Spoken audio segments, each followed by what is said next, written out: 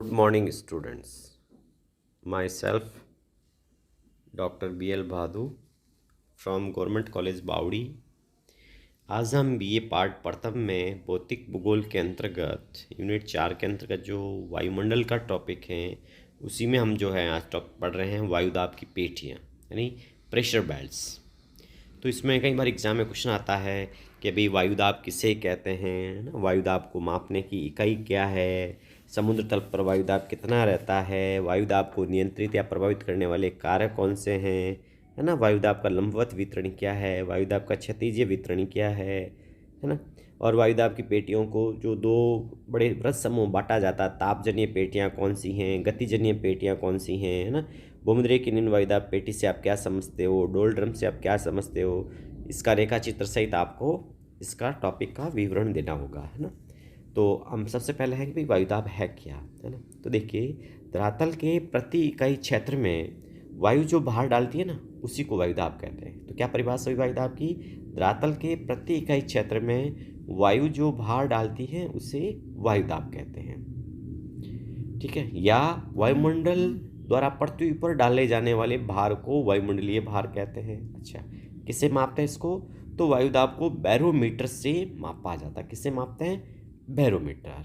और इकाई तो जलवायु वैज्ञानिक वायुदाब को मिलीबार में मापते हैं। किस में मापते हैं, मिलीबार में। अच्छा, 1 मिलीबार 1 वर्ग सेंटीमीटर पर 1 ग्राम भार के बल के बराबर होता है। बताओ सागर तल का औसत वायुदाब कितना होता है, जो कई बार कंपटीशन में पूछा जाता है। तो देखिए, सागर तल पर वायुदाब 1013.25 मिलीबार होता है। अच्छा, अगर इसको मानचित्र पर जो वायुदाब को दिखाते हैं तो कौन सी रेखाओं से दर्शाते हैं, तो देखिए मानचित्र पर वायुदाब को समदाब रेखा, कौन सी रेखा, समदाब रेखा अथवा समभार रेखा अथवा आइसोबार द्वारा दर्शाया जाता है। अच्छा, समदाब रेखा क्या है भाई, देखिए सागर तल पर समान वायुदाब वाले क्षेत्रों को मिलाने वाली रेखा को समदाब रेखा कहते हैं। अच्छा, आप बता सकते हैं वायुदाब को नियंत्रित या प्रभावित करने वाले कारक कौन से हैं। तो देखिए 4 कारक है इसमें। पहला एक में तापमान है, दूसरा समुद्र तल से ऊंचाई है, तीसरा पृथ्वी का घूर्णन है और चौथा जलवाष्प। ये कारक जो है वायुदाब को प्रभावित करते हैं। अच्छा, अब हम बढ़ते हैं वायुदाब का वितरण। देखिए, वायुमंडलीय दाब का जो वितरण है पृथ्वी के धरातल पर एक समान नहीं है। इसमें ऊर्ध्वाधर और क्षैतिज दोनों प्रकार की भिन्नताएं होती हैं। देखिए, लंबवत वितरण वायुदाब का कैसा है, देखिए जैसे जैसे अपन ऊंचाई की ओर जाते हैं ना तो वायुदाब क्या बढ़ता है, घटता है, तो वो घटता, तो उसकी दर क्या, देखिए तो सौभ मंडल में वायुदाब के घटने की औसत दर प्रति 10 मीटर की ऊंचाई पर लगभग 1 मिलीबार है। तो 10 मीटर की हम ऊंचाई पर चढ़ते हैं तो वायुदाब कितना घटता है, 1 मिलीबार। दूसरा कई बार आता है कि भाई 300 मीटर की ऊंचाई पर वायुदाब कितना कम होता है, तो देखिए सौभ मंडल में वायुदाब घटने की औसत दर प्रति 300 मीटर की ऊंचाई पर लगभग 34 मिलीबार है। कितना है, 34 मिलीबार, ठीक है ना। तो समुद्र तल पर वायुमंडलीय भार कितना भी हमने बात की आपसे, 1013.25 मिलीबार, जो 5 किलोमीटर की ऊंचाई पर जाने पर आधा अर्थात 540 मिलीबार रह जाता है। यानी 1013 का कितना रह गया ये, 540। तो इसका मतलब ऊंचाई पे जाते हैं तो वायुदाब क्या होता है, घटता है। इसलिए जो पर्वतों पे जो लोग जाते हैं या ज़्यादा ऊंचाई पे अपने साथ ऑक्सीजन के सिलेंडर वगैरह साथ ले जाते हैं, क्योंकि वहाँ पर वायुदाब कम होता है। अच्छा, दूसरा देखिए वायुमंडल का जो क्षैतिज वितरण है उसी में हम वायुदाब की पेटियाँ पढ़ेंगे। तो यही इंपॉर्टेंट है कि भाई वायुमंडलीय दाब का क्षैतिज वितरण कैसा है, यानी horizontal distribution of atmospheric pressure. देखिए, वायुमंडलीय दाब के अक्षांशीय वितरण को वायुदाब का क्षैतिज वितरण कहते हैं। तो वायु क्षैतिज वितरण किस आधार पर बताया जाता है, अक्षांशों के आधार पर। तो कैसा वितरण है, अक्षांशीय वितरण, है ना। वायुदाब के क्षैतिज वितरण की मुख्य विशेषता वायुदाब कटिबंधों अथवा पेटियों का निर्माण है। तो वायुदाब पेटियां कौन से वितरण में आएगी, क्षैतिज वितरण में। ग्लोब पर वायुदाब के वितरण का अध्ययन समदाब रेखाओं की सहायता से किया जाता है। धरातल पर वायुदाब दो प्रकार का होता है, एक होता है उच्च और एक होता है निम्न वायुदाब, यानी हाई एंड लो प्रेशर, है ना। तो उच्च वायुदाब है इसे प्रदर्शित क्षेत्र प्रति चक्रवात या उच्च या हाई के नाम से जाना जाता है। तो उच्च वायुदाब का और क्या नाम है, प्रति चक्रवात कहते हैं, है ना, उच्च और हाई भी कहते हैं। निम्न वायुदाब को क्या कहते हैं? चक्रवात, गर्त या डिप्रेशन या लो के नाम से जाना जाता है। अब देखिए वायुदाब की जो हमने कहा पेटियां बनती हैं सात, वो किन आधारों पर बनती है? तो उसके दो आधार है ना, विभिन्न अक्षांशों पर, एक तो तापमान में अंतर के कारण और दूसरा पृथ्वी के घूर्णन के प्रभाव से पृथ्वी पर वायुदाब के सात कटिबंध बनते हैं। तो सात कटिबंधों के बनने का मेन कारण क्या है? तापमान में अंतर और पृथ्वी के घूर्णन के कारण। तो देखिए उत्पत्ति की प्रक्रिया के आधार पर वायुदाब की पेटियों को दो वृहद समूह में हम विभाजित कर देते हैं। दो वृहद समूह कौन से हुए? एक तापजन्य वायुदाब और एक गतिजन्य। तापजन्य जो होता है उसमें दो पेटियां आती, कौन सी? भूमध्य की निम्न वायुदाब की पेटी और ध्रुवीय उच्च वायुदाब की पेटी। ये तापमान के कारण बनती है दोनों ही, इसलिए तापजन्य कहलाती है, यानी थर्मल प्रेशर बेल्ट कहलाती है। और एक होती गतिजन्य वायुदाब की पेटी जो पृथ्वी के घूर्णन के कारण होती हैं। इसमें भी दो पेटियां आती हैं, उपोष्ण उच्च वायुदाब और उपध्रुवीय निम्न वायुदाब।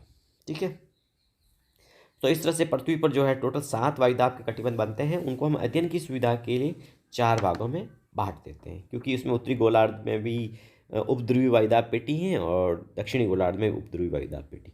उत्तरी गोलार्ध में भी जो उपोष्ण उच्च वायुदाब पेटी है, दक्षिण में भी उपोष्ण उच्च वायुदाब की पेटी है ना। तो ध्रुवीय उच्च उत्तर में भी हैं, दक्षिण में भी हैं। तो इस तरह से सातों को हम शॉर्टकट अध्ययन के लिए कितने भागों में बांट देंगे? चार भागों में। अब हम फर्स्ट बात करते हैं भूमध्य की निम्न वायुदाब पेटी। इसमें अब आपको याद रखना है कि भी इनका विस्तार कितना अक्षांशों के मध्य है और इनकी मेन विशेषता कौन सी हैं, जहाँ अपना कंपटीशन में और यूनिवर्सिटी के अंदर परीक्षा में सवाल बनता हो। तो देखिए पहला हम पढ़ते हैं भूमध्य की निम्न वायुदाब पेटी and equatorial low pressure belt. देखिए ये पेटी कितना डिग्री अक्षांशों पे है बताइए? तो देखिए यह पेटी भूमध्य रेखा से 5 डिग्री उत्तरी तथा 5 डिग्री दक्षिणी अक्षांशों के बीच स्थित है। इस क्षेत्र में कम वायुदाब होने के निम्न तीन कारण हैं। क्या है? नंबर एक, यहाँ साल भर सूर्य की किरणें लंबवत यानी सीधी चमकती हैं, जिस कारण तापमान ऊंचा होता है और वायुदाब कम होता है। इसी कारण से इसे तापजन्य निम्न वायुदाब कहते हैं। तो इस सूर्य की गर्मी के कारण यहाँ पर जो वायुदाब निम्न रहता है, तापमान ज़्यादा है इसलिए वायुदाब निम्न है।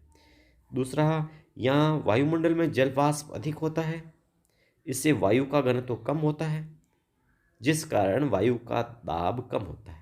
स्मरण रहे, नमी वाले वायु का घनत्व शुष्क वायु के घनत्व से कम होता है। तीसरा, भूमध्य रेखा पर भूघूर्णन का वेग सबसे अधिक होता है, जिससे यहाँ पर अपकेंद्रीय शक्ति सर्वाधिक होती है। अपकेंद्रीय शक्ति वायु को भूपृष्ठ से परे धकेलती है, जिससे वायु की मात्रा तथा उसका दाब कम रह जाता है।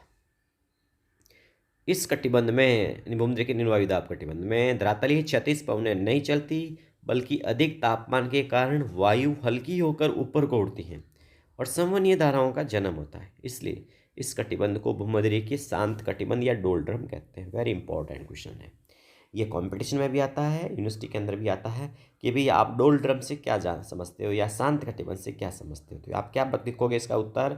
आप बताओगे डोलड्रम के बारे में कि भूमध्य के निम्न वायुदाब पेटी में धरातलीय क्षैतिज पवनें नहीं चलती, बल्कि अधिक तापमान के कारण, क्योंकि भूमध्य रेखा सीधी पड़ती है ना, तो अधिक तापमान के कारण वायु हल्की होकर ऊपर को उड़ जाती है और संवहनीय धाराओं का जन्म हो जाता है। इसलिए इस कटिबंध को भूमध्य के शांत कटिबंध कहा जाता है। अब हम दूसरी जो बेल्ट की बात करें, हाँ, इस सेकंड बेल्ट का नाम है उपोष्ण उच्च वायुदाब की पेटी या सब ट्रॉपिकल हाई प्रेशर बेल्ट। देखिए तो उपोष्ण उच्च वायुदाब पेटी की बात करते हैं तो ये पेटी है ना 30 डिग्री से 35 डिग्री उत्तरी और दक्षिणी अक्षांशों के मध्य स्थित हैं। यहाँ उच्च वायु भार होने का मेन कारण है कौन? तो पृथ्वी की घूर्णन गति के कारण ये होता है। ठीक है, देखिए इस जो उपोष्ण उच्च वायुदाब की पेटी को हॉर्स लेटीट्यूड, अश्व अक्षांश या घोड़े के अक्षांश के नाम से भी जाना जाता है, क्योंकि है ना जलयान द्वारा प्राचीन काल में जो व्यापारी है ना अपने जलयान द्वारा इंग्लैंड से ऑस्ट्रेलिया जा रहे थे ना, तो वायु की शांति के कारण इस पेटी यानी मकर रेखा के पास में इसका जो जलयान जब फंस जाना था या डूबने लग जाता था, तो व्यापारी ने जहाज बचाने के लिए जो घोड़ों को समुद्र में फेंक दिया। तो इस तरह से इसे क्या कहते हैं? घोड़े के अक्षांश, अश्व अक्षांश। तो उपोष्ण उच्च वायुदाब पेटियों का विस्तार बताइए कब से कहाँ हैं? 30 से 35 डिग्री उत्तरी और दक्षिणी अक्षांशों के मध्य। तीसरी है उपध्रुवीय निम्न वायुदाब की पेटियां। ये दोनों गोलार्धों में, यानी ये पेटियां दोनों गोलार्धों में 60 से 65 डिग्री अक्षांशों के मध्य पाई जाती है। और इसका मेन कारण है पृथ्वी की घूर्णन गति के कारण, यानी क्या है कि इन पेटियों में दोनों ओर ना ध्रुवों तथा मध्य अक्षांशों में उच्च वायुदाब पाए जाते हैं। अतः दो उच्च वायुदाब क्षेत्रों के मध्य एक न्यून वायुदाब का क्षेत्र होना स्वाभाविक है। और चौथी है ध्रुवीय उच्च वायुदाब पेटियां। ये जो ध्रुवों के हैं, यानी पृथ्वी के दोनों ध्रुव और उसके समीपवर्ती क्षेत्रों में बहुत कम तापमान के कारण उच्च वायुदाब की पेटियां पाई जाती हैं। अतः ये उच्च वायुदाब कैसा है, तापजन्य है। यहाँ पृथ्वी की घूर्णन गति का प्रभाव है वो नहीं के बराबर रहता है। यहाँ ग्रीष्म ऋतु में भी तापमान हिमांक से अधिक नहीं हो पाता, इसलिए यहाँ पर वायु ठंडी होती है और उसका घनत्व अधिक होता है। वायु का घनत्व अधिक होने से यहाँ पर वायुभार अधिक होता है। तो इस तरह से हमने जो आज क्या पढ़ा है, वायुदाब की पेटियों के बारे में अध्ययन किया है। तो हमने वायुदाब की पेटियों को कुल कितने भागों में बांटा था, है ना, क्षैतिज वितरण के आधार पर दो, तापजन्य और गतिजन्य। तो भूमध्य रेखीय न्यून वायुदाब पेटी और ध्रुवीय उच्च वायुदाब पेटी कैसी हैं, ये तापजन्य हैं। और बाकी उपोष्ण उच्च वायुदाब और उपध्रुवीय न्यून वायुदाब पेटी कैसी हैं,